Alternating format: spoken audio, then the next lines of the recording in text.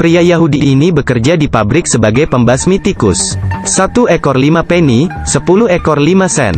Akhirnya ia dan istrinya bisa membeli kuburan. Ratusan tikus mendatanginya karena diburu.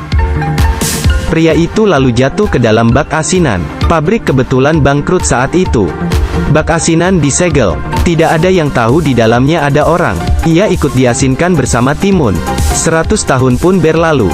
Distrik tua yang ditinggalkan, sekarang menjadi kota metropolitan yang ramai. Tapi, bekas pabrik ini masih utuh, dan terlihat mencolok di kota. 2 bocah lelaki iseng masuk ke pabrik kakar. Saat membuka penutup bak, muncul seorang pria dari 1 abad lalu. Ia siuman dan uap panas keluar dari tubuhnya. Pemerintah mengadakan siaran pers untuk membantunya menemukan kerabatnya. Tapi, istrinya telah meninggal 80 tahun lalu. Hanya 1 kerabatnya yang hidup, yaitu cicitnya, Ben. Ia tinggal di kota itu. Pertemuan antar waktu ini membuat keduanya terharu, apalagi tampang keduanya sangat mirip.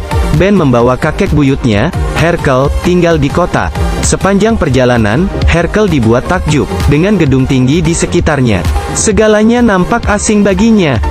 Ia hampir saja memukul taksi. Ben mengajari Herkel cara hidup di masa kini.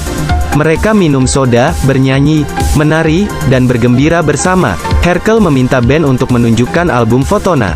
Melihat foto dirinya, istrinya, anaknya, dan cucunya, Herkel merasa sedih. Ia ingin pergi melihat kuburan istrinya. Tapi, sesampainya di sana, ia kaget. Kuburan mahal itu berubah menjadi tak terurus. Tak cuma kotor dan rungkut, juga ada sebuah papan iklan yang menghalangi sinar matahari. Herkel sedih bukan main. Saat ia berdoa, tukang datang untuk mengganti iklan. Ia meminta tukang untuk melepas papan itu. Tukang malah mengatainya sinting. Ia lalu adu jotos dengan tukang. Tak lama, Herkel ditangkap polisi. Ben juga kena getahnya. Keduanya ditahan. Ben menguras tabungannya untuk membayar jaminan. Keduanya pulang. Herkel tetap ngotot untuk melepas papan iklan.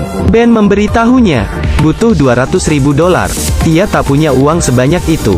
Ben giliran memarahi kakek buyutnya. Menurutnya, Herkel egois dan suka cari masalah.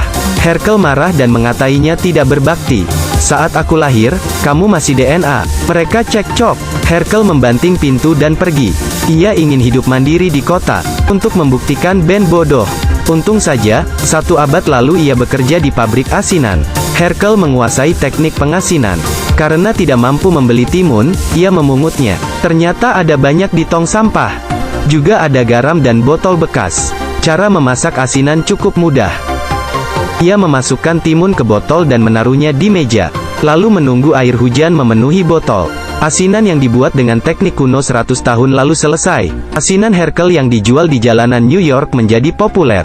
Asinan alami tanpa kimia Herkel mendatangkan keuntungan besar. Di TV, ia mengejek cucunya lemah. Ben jadi emosi. Gara-gara ulahmu, aku ikut di penjara. Kenapa masih menghinaku? Ben menelepon badan pengawas makanan untuk melapor. Herkel langsung diperiksa. Dagangannya disita dan ia didenda $12.000. Herkel kaget saat meratapi nasibnya. 2 pelanggan lama memberinya solusi. Herkel dapat mengajari siswa magang untuk membuat asinan. Siswa magang tidak usah digaji. Jumlah produksi juga bisa memenuhi standar hukum. Herkel langsung semangat. Tanpa pikir panjang, ia langsung beraksi. Dengan bantuan siswa magang, kualitas asinan makin bagus. Produksinya juga naik drastis. Sekali lagi, Herkel untung besar. Akhirnya, ia berhasil melepas papan iklan di kuburan istrinya. Ia langsung menebas tiang papan, memenangkan kehormatannya. Kisah sukses Herkel menjadi populer di internet. Para investor mencari Herkel. Mereka ingin menginvestasikan $100 juta untuk membangun kota acar. Ben makin cemburu. Herkel datang ke rumah Ben untuk memamerkan kesuksesannya. Ia mengundang Ben untuk bergabung di proyek acar barunya. Ben memiliki ide, membuat Twitter untuk Herkel. Twitter bisa meningkatkan jumlah fans dan promosi acar. Herkel mengangguk setuju. Dibantu asistennya, Herkel mengemukakan pemikiran orang 1 abad lalu. Hal ini membuat masyarakat demo dan membencinya. Bahkan asistennya tak tahan dan keluar. Tapi, pemikiran 1 abad lalu ini diartikan ke dalam 2 maksud berbeda. Sekelompok orang menganggap Herkel pendendam dan berhati busuk. Kelompok lain justru menganggapnya Sebagai ikon kebebasan berpendapat, media yang menyukai kontroversi, mengundang Herkel dalam talk show nasional.